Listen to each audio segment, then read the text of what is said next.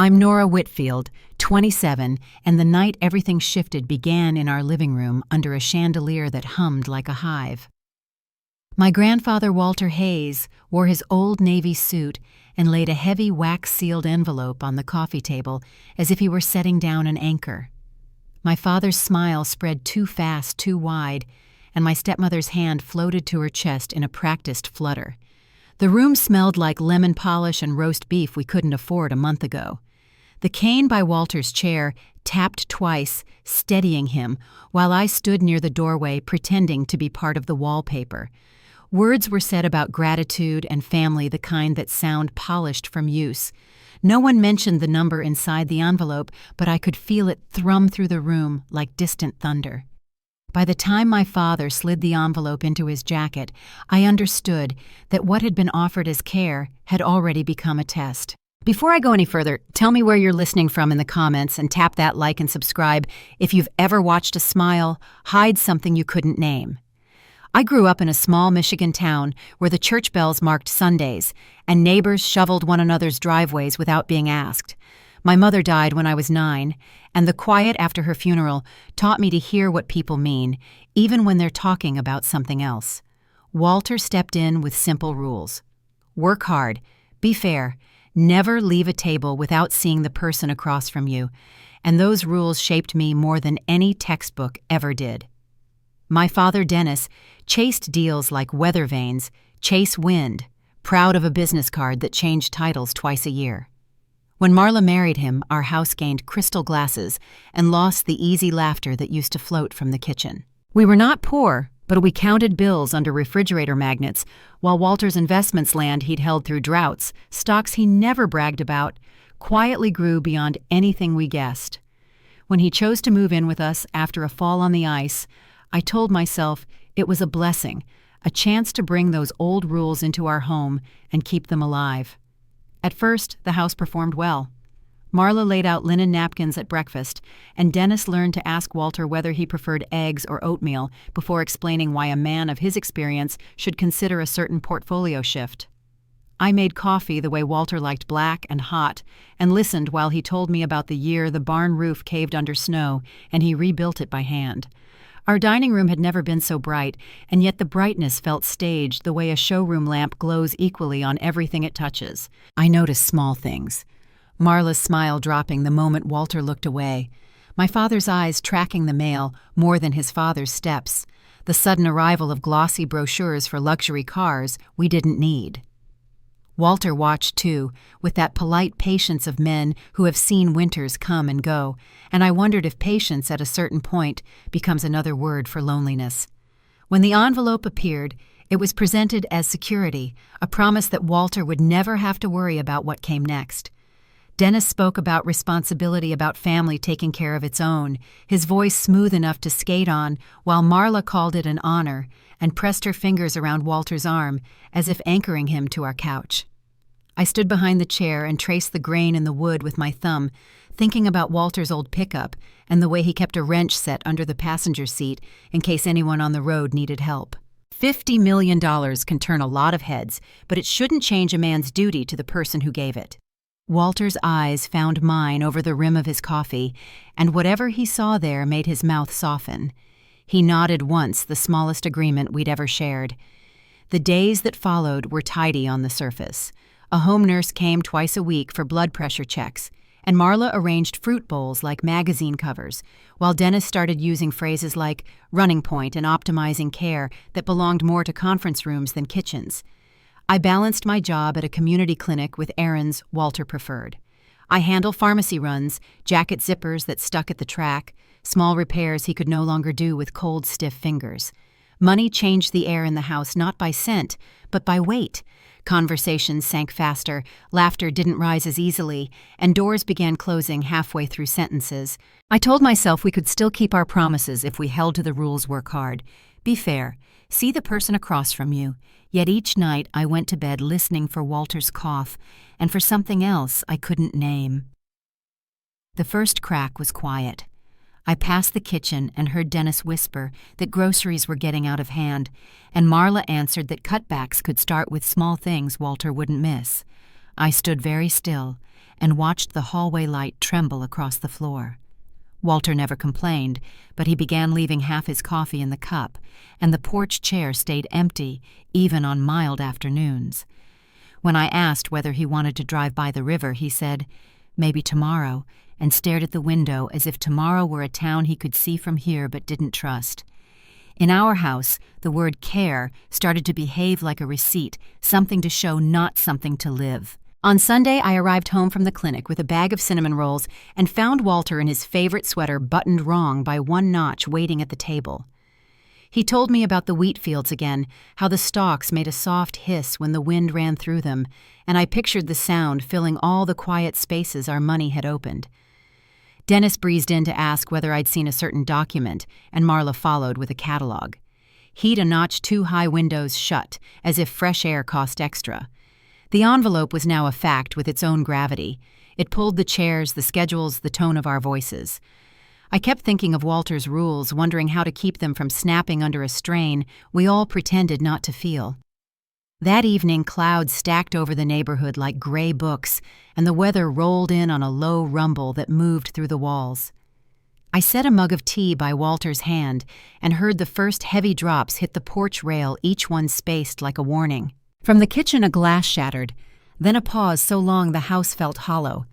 Dennis spoke first too loud, in a room that had learned to whisper, and Marla answered with a voice that sounded smooth until it didn't.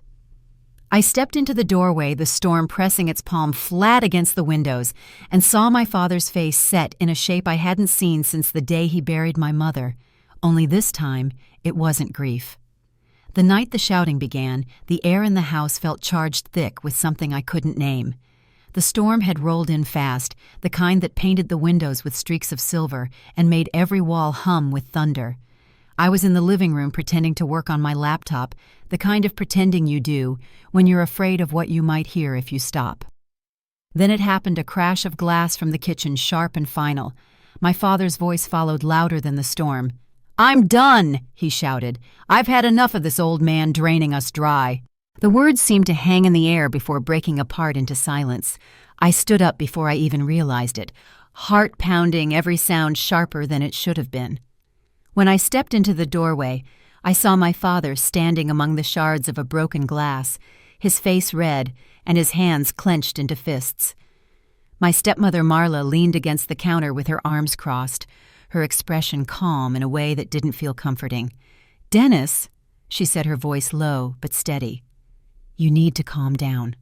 The words came out like a warning, not advice. "Maybe it's time," she added after a pause, her lips curling slightly. "Maybe it's time we let him go."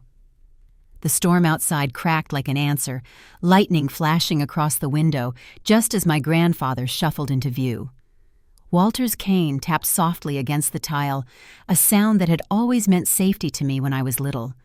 Now it sounded fragile. He looked at both of them, his son and daughter-in-law, and for a long moment no one spoke. "Is this how it is?" he asked finally, his voice thin but steady. "I gave you everything. Wasn't that enough?" My father's laugh came out harsh, almost a bark. "Enough. You think $50 million buys you the right to rule this house? You've had your time, Dad. You're just a burden now." He didn't shout the last word, but it landed heavier than anything else he could have said. I felt it sink straight through me. I took a step forward before I could stop myself. "Dad, please stop." His head snapped toward me, eyes bright with anger. "Stay out of this, Nora," he barked. "You don't understand." "He's your father," I said quietly, but the words trembled. "Not anymore," he shot back. "Not after what he's cost me." The wind howled through the seams of the old house. Then, before I could move, my father strode to the front door and yanked it open. The night exploded inside the wind, the rain, the cold, all of it pouring through like the world itself was watching. "Get out," he said, pointing toward the darkness. "You want care? Find it somewhere else." My grandfather stood there, the rain plastering his gray hair to his forehead, his thin coat sagging under the weight of water. He looked smaller than I'd ever seen him. His cane shook slightly, but his voice didn't. "You'll regret this," he said softly. "Maybe not tonight, but one day." Marla said nothing. She didn't even move. She just watched him, eyes unreadable. When my father turned to me again, his voice was cold. "Shut the door, Nora. It's done." But I couldn't. I walked past him out into the rain, the cold biting through my sweater in seconds. "Grandpa," I said, reaching for his arm. He looked at me like he wanted to tell me not to, like he was protecting me even then. "You'll never be alone," I whispered. "Not while I'm here." Behind us, the door slammed shut with a sound that felt final. The rain blurred everything, turning the world into streaks of gray and white, but I could still hear my father's voice muffled through the door, a last command I refused to obey. I slipped my arm around Walter's waist and guided him down the steps. Each one felt like we were leaving something we could never return to. The driveway glistened like glass, the headlights from passing cars flashing across puddles. We walked slowly toward the street, the storm swallowing us whole. By the time we reached my car, my fingers were numb. I got him inside, wrapped my coat around his shoulders, and started the engine. The heater coughed and groaned, but gave us a weak breath of warmth. Neither of us spoke for a while. The sound of the rain on the roof filled the silence. Finally, Walter said, "You shouldn't have done that. You'll lose more than you know." His voice broke in the middle, and that hurt worse than the words. I kept my eyes on this road. "Then I'll lose it," I said. "But I won't lose you." We drove through streets that glowed with wet reflections, past quiet houses with their lights on, past families who still believed walls could keep the world kind. My apartment wasn't far, but it felt like a lifetime before we got there. When we finally climbed the narrow stairs, the hallway lights flickered overhead, buzzing faintly like tired bees. Inside, the place smelled faintly of old wood and coffee grounds. There was a single bed, a small table, and one chair that wobbled when you leaned on it too hard. "I'm sorry," I said, helping him lower himself into the chair. "It's not much." Walter looked around, taking in the faded paint and the cracked window pane. Then he smiled, a small, real smile that made his face gentler. "It's more than I have anywhere else," he said. I made tea with the last 2 bags in the box and opened a pack of instant noodles, the kind I'd eaten through college when money was tight. We sat across from each other, the steam rising between us. He picked up his fork and said, "Didn't think I'd end up in a 1-room apartment at 83. Didn't think I'd be here either," I said. He chuckled softly, the sound warm despite everything. "At least we're not alone." That night I gave him the bed and curled up on a thin mattress on the floor. The storm eased to a soft drizzle, tapping against the window, like someone knocking gently to check if we were still there. I stared at the ceiling for a long time, listening to the rhythm of his breathing, slow and even, until it matched the sound of the rain. The house we'd left behind was only a few miles away, but it already felt like another world. Over the next few days, we found a rhythm. Each morning I made black coffee in a chipped mug and watched Walter sip it slowly, both hands around the cup for warmth. We'd walk to the corner store for milk and bread, moving at the pace his legs allowed, and sometimes he'd tell me stories from when he was young, the drought years, the time he fixed a tractor with nothing but wire and patience, the sunsets over the ranch he built from nothing. His voice carried the quiet pride of someone who had earned everything with his hands. In those moments I could almost forget the storm, the shouting, the look on my father's face. But late at night, when the lights were off and the apartment sank into silence, I'd see it all again. The door slamming, the way Walter's shoulders had sagged when the rain hit his back, the way Marla hadn't said a single word. The image replayed until I drifted into uneasy sleep. One evening, as the sky outside turned orange with the last light, Walter asked, "Do you think money ruins people?" His voice was quiet, like he wasn't sure he wanted the answer. "Sometimes," I said after a moment, "but I don't think it ruins everyone." He nodded slowly. "I thought giving your father the money would bring us closer. I was wrong." He stared at the wall for a long time, the light from the window catching the lines on his face. I didn't know what to say, so I just sat with him, the silence between us, heavy but honest. The world outside had shrunk to the size of that small apartment, and for now, it was enough. Still, as I watched the light fade and his reflection blur in the glass, I couldn't shake the feeling that the storm hadn't really passed. It was waiting quiet, patient somewhere beyond the next sunrise. The cough started small, the kind that sounded like dust caught in the throat.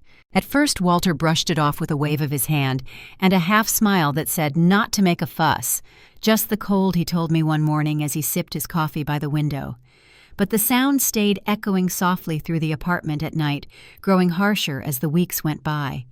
It came in fits, bending him forward, until he had to steady himself on the arm of his chair. Each time it happened, I caught myself holding my breath until it passed. By then, I was working 2 jobs, early shifts at a corner cafe and evening runs delivering groceries for extra cash. I'd come home long after dark, feet, aching hands raw from the cold, but I always checked on him before doing anything else. Some nights, I found him sitting quietly by the window, his cane leaning against the wall, watching the streetlights blink. When I asked if he'd eaten, he'd nod even though the plate on the table was untouched.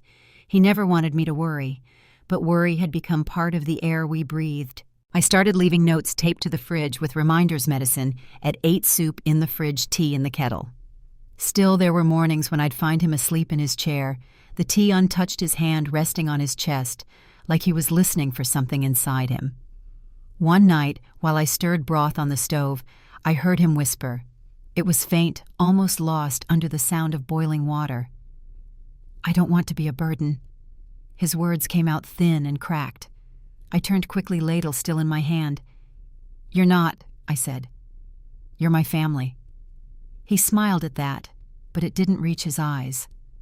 The next few days blurred together. The cough grew deeper, his skin paler. When I tried to convince him to see a doctor, he shook his head. "Hospitals are for the dying," he said softly. "I'm not there yet." But one night I woke to the sound of him gasping. It was sharp and wrong, and I knew then that waiting wasn't an option. I threw on my coat, called an ambulance, and held his hand as the paramedics eased him onto the stretcher. He squeezed my fingers once before closing his eyes. At St. Joseph's Hospital, the bright lights made everything feel unreal. The walls were too white, the air too cold. I followed the gurney down a long corridor until they turned a corner and told me to wait. I sat in a plastic chair under a flickering fluorescent light. My hands clasped so tight they ached. When a nurse finally called my name, her voice sounded far away. "Dr. Carter will update you soon," she said. Dr. Helen Carter arrived a few minutes later, a calm woman with tired eyes and a soft voice. She explained that Walter had developed severe pneumonia complicated by age and exhaustion. "He's stable for now," she said, "but he'll need rest and close care." I nodded, trying to process every word, though all I heard was that he was still breathing. When I was finally allowed into the room, the sight of him nearly broke me. Walter lay beneath a web of wires and monitors, his face pale against the white pillow. His breathing was shallow, each inhale followed by the slow rise of the machine beside him. I pulled the chair close and took his hand. It felt cool and fragile like paper. "I'm here," I whispered. "You're safe." Hours later, the sound of heels clicking down the hallway made me look up. My stepmother walked in first, a bouquet of store-bought flowers in hand. My father followed, his phone pressed to his ear, talking to someone about numbers that had nothing to do with this room. They barely looked at Walter. "How is he?" my father asked, not meeting my eyes. I told him what Dr. Carter had said. He nodded once, distracted, and stepped outside again to finish his call. Marla placed the flowers on the table and scrolled through her phone. "He looks comfortable," she said. "That's what matters." Then she checked the time. I wanted to tell them to leave to take their rehearsed concern with them, but the words stuck in my throat. When they left an hour later, I watched them disappear down the hall, their reflections stretched long in the polished floor. The room felt quieter without them, though the machine still hummed steadily.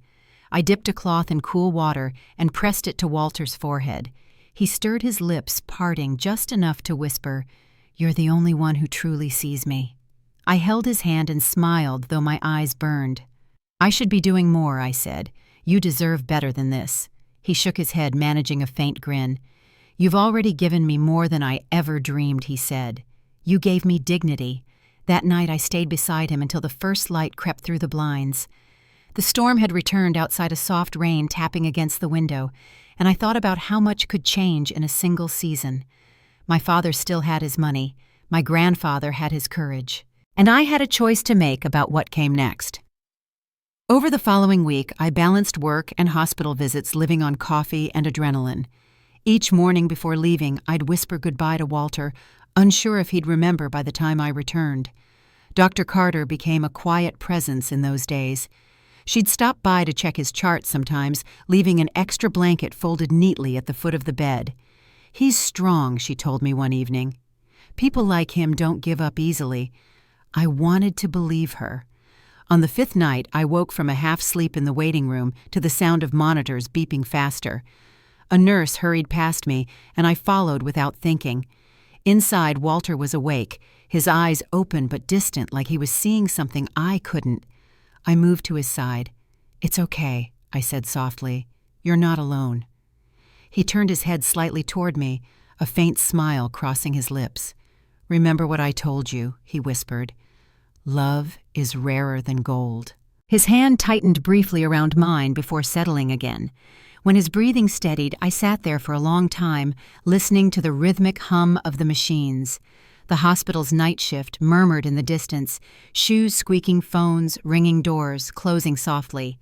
I thought of the house we had left behind, the one with too many rooms and not enough warmth, and wondered if my father even noticed what he had lost. The empire built on greed had brought him nothing but silence, but here in this small, sterile room, I felt something solid and true. The next morning, Dr. Carter found me still sitting there. She smiled kindly. "He's holding on," she said. "Keep talking to him. It helps." I nodded and brushed a strand of hair from my face. "I will." When the afternoon sun spilled across the floor, Walter stirred again. He looked stronger, though his voice was barely more than a whisper. "You need rest," he said. "You can't care for me if you fall apart." I smiled, pretending I wasn't running on empty. "I'll be fine," I told him. He gave me a look that said he didn't quite believe me. That night, when I finally stepped outside, the world felt strangely still. The rain had stopped and the street was quiet, except for the hum of traffic in the distance. I stood there for a moment, breathing in the cool air before heading home. For the first time in weeks, I allowed myself to think about what would happen when he got better, because he had to. I didn't let myself consider the other possibility. Inside the apartment, everything was as we'd left it. The empty cup on the counter, the chair by the window, the faint smell of coffee lingering in the air. I sat on the edge of my bed and looked at the folded blanket he used to drape across his knees. For a long while, I just sat there, hands clasped, waiting for dawn. The next morning, the phone rang earlier than usual. I reached for it, heart pounding. Dr. Carter's voice was calm but serious. "He's asking for you," she said. "He's awake." I grabbed my coat and ran out the door. As I hurried through the hospital's sliding doors, I saw sunlight breaking through the clouds for the first time in weeks. I didn't know then what the next few days would bring, only that I was walking toward them one step at a time, with hope still holding me upright. When Dr. Carter called that morning, her voice was calm, but there was a pause long enough to tell me the day would not be ordinary. "He's awake," she said. "He's asking for you." I was out the door before she could say more. The city was still gray with early light streets wet from the night's rain, and I drove faster than I should have, the heater barely keeping up. By the time I reached the hospital, my hands were trembling on the steering wheel. Walter's room was quiet, except for the rhythmic hum of the machines. His eyes were open clearer than they'd been in days, though his voice came out rough. "You look tired," he said, the corner of his mouth lifting slightly. "And you look like yourself again," I replied. The smallest things felt like victories, then his words, his smile, the strength in his hand when he reached for mine. For a while we sat in silence. He watched the light move across the wall, his breathing slow but steady. Then he said, "I thought a lot while I was under, about family, about what matters." His words carried no bitterness, only exhaustion. "I made mistakes, Nora. I thought generosity could fix what time and pride broke. I didn't know how to answer, so I just stayed beside him, my thumb tracing the edge of his blanket." Later that afternoon, my father showed up. His suit was pressed, his tie knotted perfectly, as though the hospital were another meeting on his calendar. Marla followed perfume too sweet for a room that smelled of antiseptic. She placed a hand on Walter's shoulder and said, "You're looking much better." He nodded politely, but his eyes flicked toward me for a moment before settling on the window. My father stayed near the door, shifting his weight from one foot to the other. "Doctor says you'll pull through," he said. "That's good. We've all been worried." Walter's reply was quiet. "Have you?" The question hung there until Marla forced a smile and said, "Of course we have." I watched the exchange, something unspoken passing between them. My father glanced at the machines, at the quiet pulse of the monitors, then at me. "We'll take it from here," he said. I shook my head. "He's fine where he is." His jaw tightened, but he didn't argue. They stayed only a few minutes longer before leaving with a string of polite goodbyes that sounded practiced. The room seemed lighter once the door closed. When evening came, Walter turned toward me and said, "Promise me something." His voice was firmer now, almost like his old self. "When I'm gone, don't let them tell my story. You saw what really happened. You saw what mattered." I tried to steer the conversation away, telling him he needed rest, but he shook his head. "You'll understand soon," he said softly. The next few days passed in a strange calm. I spent my mornings at the cafe and my nights by his side reading to him or just listening to the quiet. Sometimes Dr. Carter would stop in, check his vitals, and leave with a faint smile that said he was fighting harder than anyone expected. Still, I could see the weight in his movements. He grew tired faster, his hands trembling when he reached for his water. Each morning I convinced myself he'd grow stronger, and each night the doubt returned. It was a Thursday when everything changed. I'd gone to refill his tea when his breathing hitched sharply. The monitor beside his bed spiked the steady beeping, turning frantic. I pressed the call button, and within seconds nurses rushed in. They spoke in quick, practiced tones, and someone guided me out into the hallway. I stood there, back against the wall, staring at the strip of light beneath the door. Time folded in on itself. After what felt like hours, Dr. Carter came out, her expression calm but tired. "He's stable," she said, "but we'll keep him under observation tonight." She rested a hand on my shoulder. "Go home, Nora. Get some sleep." I didn't. I sat in the hospital cafeteria until morning, the coffee gone cold in my hands. When the first light spilled across the windows, I went back upstairs.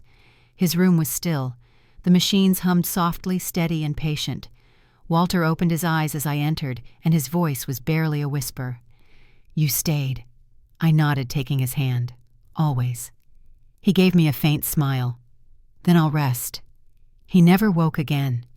The days that followed felt suspended, like the world moved around me, but I stood still. I signed papers, spoke with Dr. Carter, and arranged a small service. My father called once to ask about arrangements, and then let the line go silent when I told him there wouldn't be a spectacle, just a quiet burial near the old maple trees Walter loved. Only a handful of people came, mostly from the nursing staff who had cared for him. The wind was cold that morning, scattering dry leaves across the grass. When the pastor finished speaking, I placed a hand on the casket and whispered goodbye. Afterward, I returned to my apartment and sat by the window where Walter used to drink his coffee. His cane leaned against the wall, the cushion on his chair still indented from the last time he'd used it. I found a small envelope on the table, addressed in his neat handwriting. Inside was a single line on folded paper: "You kept your promise." I held it for a long time before sliding it back into the envelope. A week later, a letter arrived from a law firm I didn't recognize. It was formal, stamped in gold ink, an invitation to the reading of Walter Hayes's will. The name at the bottom read, "Alan Pierce, Attorney at Law." My father's name was listed among the recipients, along with Marla, my cousins Evan and Lila, and me. The meeting was scheduled for the following Monday at Pierce & Associates downtown. When I arrived that morning, the lobby smelled faintly of leather and polished wood. The receptionist led me to a conference room lined with bookshelves and dark-paneled walls. My father was already there, pacing near the window. Marla sat beside him, her expression unreadable. Evan and Lila whispered in the corner, glancing up when I entered. I took a seat near the end of the long table, keeping my eyes on the folder in front of me. A few minutes later, the door opened, and a man in a gray suit stepped in. His hair was silver, his glasses thin and precise. "Good morning," he said, introducing himself as Alan Pierce. He carried a file and a small black drive. "We're here to execute the final wishes of Mr. Walter Hayes." The room fell quiet. He adjusted his glasses and began reading. Walter had left clear instructions the $50 million he'd given my father had been a lifetime transfer meant solely for his care and comfort. Pierce paused, looking up briefly before continuing. However, he said Mr. Hayes' estate extended far beyond that amount. At the time of his death, his assets totaled approximately $200 million. The air seemed to shift. My father straightened his face, draining of color. Marla's hand slipped from his arm. Pierce turned another page. As stipulated in the will, the entirety of the remaining estate properties, investments, and holdings is hereby bequeathed to Miss Nora Whitfield. For a moment, no one moved. The words didn't seem real, not in that quiet room heavy with perfume and paper. Then my father's chair scraped back against the floor. "That's absurd," he said, his voice sharp. "There must be a mistake." Pierce remained calm. "There is no mistake. Mr. Hayes recorded a video statement to accompany his will. I'll play it now." He pressed a button on the small remote, and the television mounted on the wall flickered to life. My grandfather appeared on screen, seated in the very chair that still stood in my apartment. His voice was thin but unwavering. "If you're watching this, it means my time has come. Dennis Marla, you were given a chance, $50 million and a promise. You failed to keep it." His words were steady, almost gentle. "You treated me as a burden when all I asked for was kindness." Marla gasped. My father's fists clenched. But Walter kept speaking. "Nora gave me what money never could. She gave me dignity, warmth, and love. For that reason, I leave everything to her. Not as reward, but as trust. Use it to build something meaningful." The screen faded to black. The silence that followed was absolute. I felt every eye in the room on me, but for once I didn't lower my head. Mr. Pierce cleared his throat softly. "The will is legally binding and notarized. There is no contest." My father's voice broke the quiet low and trembling. "You've taken everything," he said. "Everything I built." I met his eyes. "He built it, Dad. You just spent it." Marla rose suddenly, muttering something about lawyers and appeals, but Pierce shook his head. "This decision is final." I stood, the chair legs scraping softly against the floor, and gathered the folder with trembling hands. As I walked toward the door, I felt lighter and heavier all at once.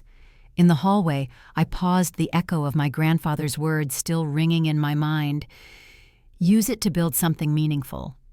I didn't yet know what that would be, but I knew it had to begin with him. Outside, the sky was a clean, bright blue, the kind that follows a long storm. I stepped into the sunlight, ready to find out what his trust truly meant. The morning after the will reading, the world looked the same, but everything in my life had shifted. I woke to sunlight cutting across the apartment, the air still heavy with the smell of coffee from the night before. The documents Mr. Pierce had handed me lay open on the table pages of legal text that didn't feel real yet. I sat staring at them, my hands around a mug gone cold, wondering how you begin to carry something like this, a fortune built from years of quiet work and one man's trust. The phone buzzed before noon. It was my father. His voice was sharp, the tone he used when he wanted to sound in control. "You know this isn't over," he said. "You might think that will changes everything, but I'll find a way around it." I didn't answer right away, just listened to the rhythm of his anger. "Dad," I said, "finally he gave you your chance." The line went silent. Then he hung up. That night I sat by the window where my grandfather once drank his coffee and thought about the words from his video, "Use it to build something meaningful." They stayed with me, looping through my mind as if they carried their own pulse. I didn't know what that meant yet, but I knew it wasn't about cars or mansions. He had spent a lifetime building something steady, something that lasted. I wanted to do the same. Over the next few weeks, I met with Mr. Pierce several times. His office was lined with old law books and the faint smell of cedar.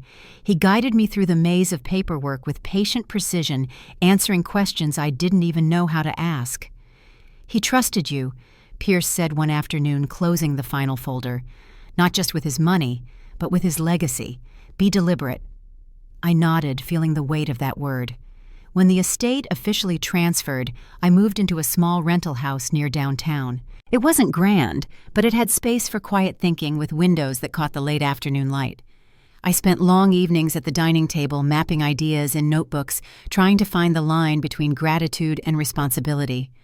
I remembered the nights Walter and I shared ramen and stories about his ranch, the wind through the wheat, the warmth of work done honestly.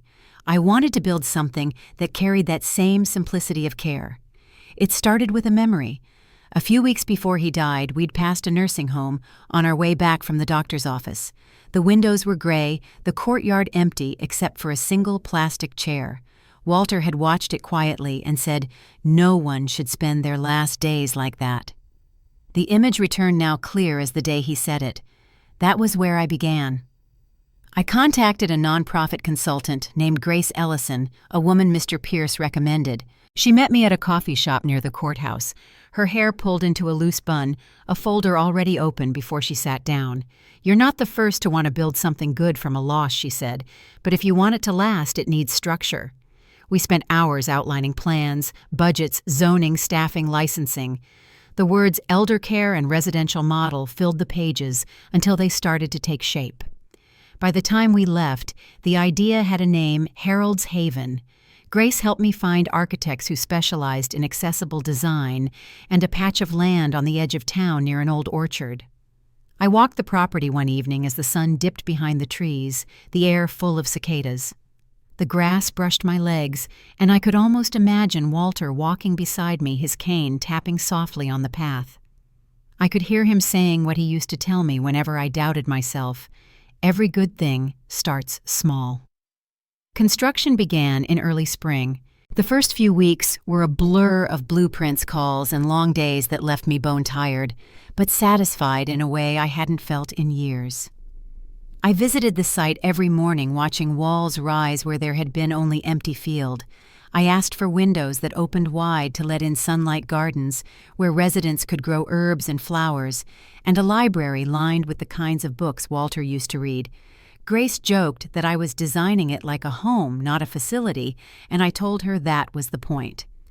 One afternoon, as I stood near the new foundation, I noticed an older man watching from across the fence. He introduced himself as Tom Wilkes, a retired carpenter who lived down the road. "Used to build barns before my knees gave out," he said with a laugh. "That place you're putting up, it looks like it might turn out to be something good." He started stopping by once a week, offering small bits of advice or lending tools when we ran short. He reminded me of Walter's steady hands, quiet humor, and the kind of pride that didn't need to be spoken. By summer, the building was nearly complete. Pale brick walls stood bright against the open sky, and the garden beds overflowed with green. When the sign went up, Harold's Haven, a place of dignity and care, I stood with Grace and Tom at the gate. The moment felt quiet, almost sacred. I thought of my grandfather's hands guiding mine when I was small, teaching me how to plant seeds deep enough that roots could take hold. This felt the same. The opening ceremony was modest, just as I wanted. A handful of new residents, a few staff members and neighbors who'd watched the progress gathered in the courtyard. The air smelled of fresh paint and blooming lavender. I gave a short speech, my voice steady, even as my chest tightened. "This place is for the people who built our lives," I said, "for those who deserve to be seen and valued, not forgotten." When I cut the ribbon, a gentle breeze moved through the garden, and for a heartbeat, it felt like he was there. As evening fell, I walked the halls alone. The rooms were warm each with soft light and windows that opened toward the orchard. In the activity room, a small group of residents played cards, laughter echoing softly. Down the hall, someone hummed along to a song playing on the radio. It was everything I had hoped it would be: simple, human, alive. Later, when I stepped outside, the sky was streaked with pink and gold. I sat on one of the wooden benches, engraved with a quote from Walter's journal: "Dignity is love made visible." I traced the letters with my fingers, thinking about all the steps that had led here: the rain, the loss, the storm, the silence that followed. None of it had been wasted. Grace found me there as the last light faded. "You did it," she said quietly. I smiled. "We did it." She nodded, slipping her hands into her coat pockets. Your grandfather would be proud." I didn't answer, just looked toward the building glowing softly in the dark. That night I drove home with the windows down, the cool air brushing my face. The town lights blurred past, and for the first time in a long while, I felt something close to peace. Still, as I parked outside the house and turned off the engine, I knew this was only the beginning. I had built something meaningful, just as he asked, but legacy doesn't stop at creation. It grows, it carries forward, and deep down, I could feel it stirring again, ready to lead me toward the next promise waiting to be kept. When Harold's Haven opened its doors, I thought my grandfather's story had finally found its ending, but life has a way of continuing in places you think are settled. A month after the first residents moved in, I sat in my small office overlooking the garden paperwork stacked on every side when a nurse stopped by the door and said, "Someone's here to see you." I expected a volunteer or vendor, not the face that appeared next, a face I hadn't seen since the will reading. My father stood in the hallway, suit pressed jaw tight. He stepped inside without waiting for permission. His voice clipped. "You've made quite a name for yourself," he said, glancing around the office. "This place, it's on the news. Did you know that granddaughter turns inheritance into senior care haven?" His tone made the words sound like an accusation. I folded my hands on the desk. I didn't do it for headlines. He let out a dry laugh. "No, of course not. You did it to make me look like the villain. I wanted to tell him I didn't need to. He'd written that story himself." Instead, I said quietly, "What do you want, Dad?" He hesitated, looking older than I remembered. "A chance to start over," he said. "Maybe I said things I shouldn't have." His eyes flicked toward the photo of Walter on my desk, the one from years ago at the ranch, his hand on a fence post, sunlight on his face. "He was hard on me," my father added. "You'll never understand that." I stood and walked to the window. Outside, residents were sitting under the oak trees, playing cards, laughing softly. "He asked one thing of you," I said, "to take care of him. That's all he ever wanted." The silence stretched between us. When he finally spoke again, his voice had lost its edge. "You're my daughter," he said. "Don't forget that." Then he turned and walked out the door, closing behind him with a soft click. After he left, I sat for a long while staring at the garden. It wasn't anger that stayed with me. It was sadness, quiet and heavy. Some relationships end not with betrayal, but with the slow acceptance that they won't heal. I took a breath, gathered my papers, and turned back to the work that still needed doing. In the months that followed, Harold's Haven grew faster than I'd imagined. Grace managed the operations with calm precision while I spent long hours with developers refining the medical software I'd once built in my tiny apartment. The idea had started as a dream, an app to help hospitals track patient care in real time, but now it was becoming something real. Hospitals began reaching out asking for demonstrations. That's when I met Ben Foster, the technology director at St. Joseph's. He'd heard about both Harold's Haven and the software I was building and asked to meet for coffee. Ben was the kind of person who carried calm, with him organized kind, the sort who listened before speaking. "Your program could change patient safety standards," he said, after reviewing the demo on my laptop. "You've built something extraordinary." I smiled, still not used to praise that felt genuine. "It's just a start," I said. He nodded. "That's what every breakthrough sounds like at first." Over the next several months, we worked side by side refining the system. We spent early mornings in hospital conference rooms and late nights debugging lines of code. Ben had a quiet humor that helped me breathe during long stretches of pressure. Once, as we stood in a hospital hallway, watching nurses test the prototype, he said, "You know, this is what legacy looks like." His words caught me off guard. "I thought legacy was what you left behind," I said. He smiled. "Sometimes it's what you build while you're still here." By winter, the first hospitals signed contracts to implement the program. Every time one did, I thought of Walter's voice on that old recording. "Use it to build something meaningful." The more we built, the more that phrase seemed to guide me. I wasn't just carrying his memory anymore, I was expanding it. Still, the past wasn't finished with me. One afternoon, as I walked through the lobby of Harold's Haven, Marla appeared at the reception desk.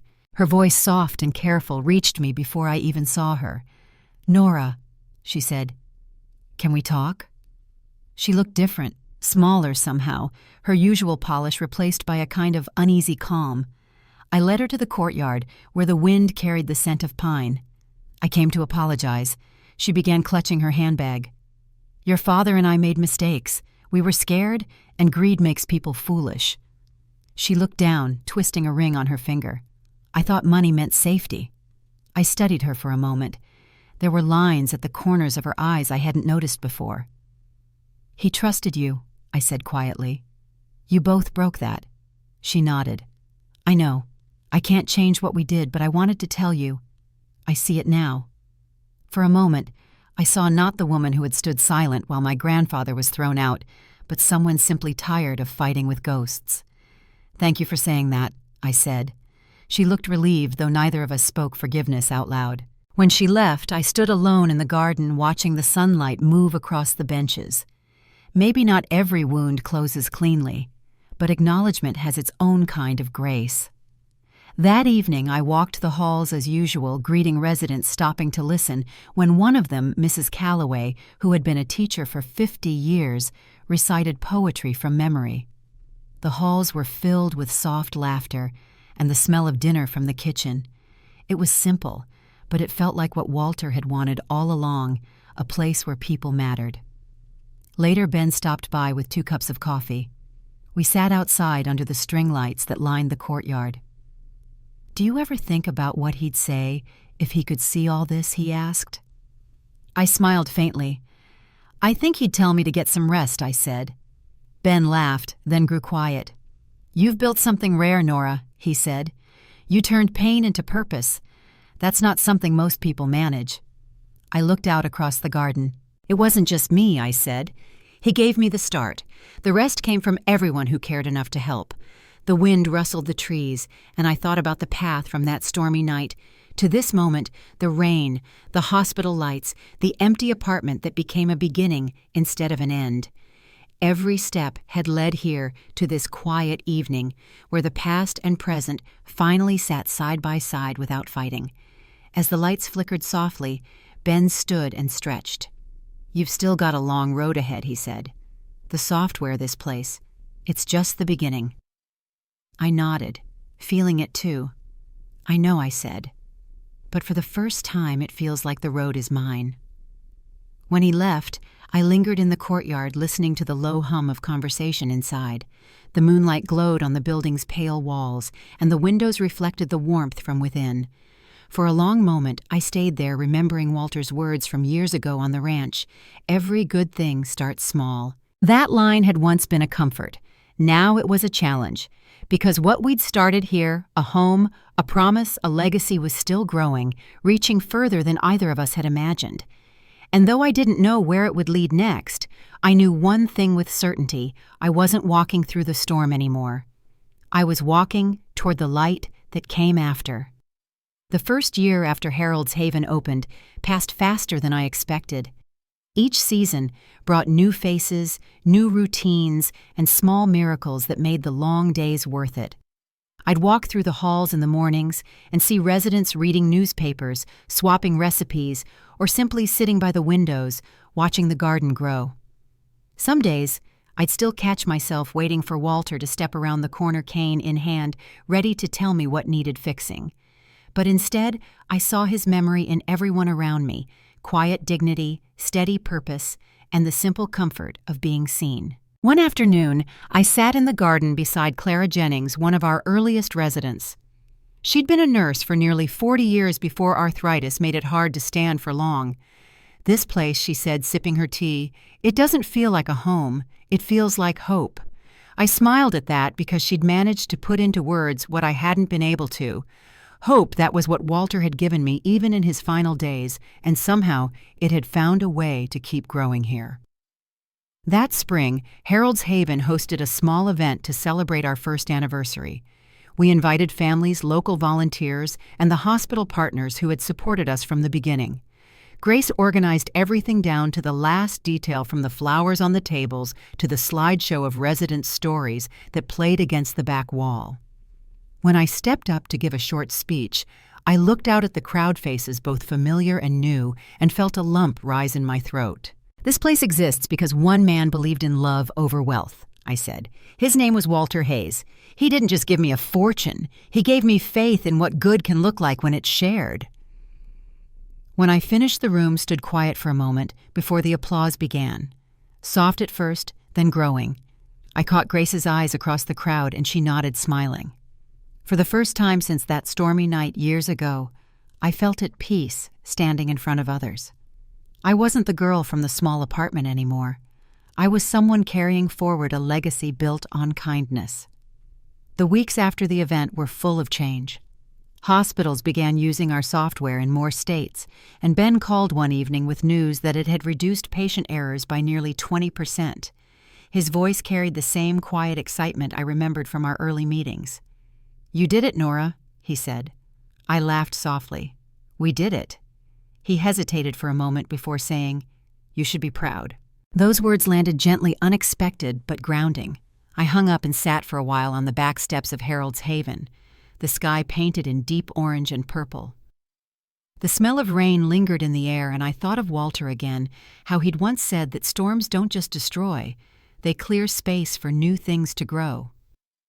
That night I finally understood what he meant. A few days later I received a letter from Mr. Pierce.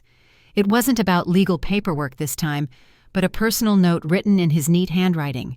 "Your grandfather would be proud of how you've honored his wish," it read. "What you've built is more than charity, it's legacy." Enclosed was a small photograph I'd never seen before. Walter at his ranch younger, standing beside a horse with sunlight behind him. On the back, in faded ink, he'd written, "Build something that remembers me kindly." I kept the photo on my desk from that day on.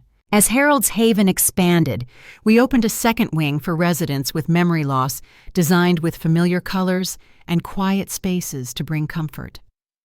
Clara volunteered there daily, reading aloud from old storybooks, or sitting beside those who couldn't remember her name, but smiled whenever she entered. "I think he'd like what we're doing," she told me one morning. "It's gentle." I nodded because that was exactly the right word, gentle. Everything about this place had been built with care that asked for nothing in return. In late autumn, I received an invitation to a healthcare innovation conference in Chicago. Ben had submitted our project without telling me, and it had been selected for a presentation. "It's time people see what you've done," he said when he told me. The trip felt like a full-circle moment, standing on a stage again, but this time not defending myself, not proving anything to my family, just sharing what had grown from love and perseverance. The auditorium lights were bright, the room filled with doctors, developers, and administrators from across the country. As I began speaking, the memories returned in flashes. The night of the storm, the tiny apartment, Walter's hand wrapped around his mug of coffee. When the video demonstration ended, the applause was long, genuine, not the polite kind that fades after a few seconds. I stepped off the stage feeling lighter than I had in years. That evening, Ben and I walked along the Chicago River, the city lights reflecting on the water. "Do you ever think about how far you've come?" he asked.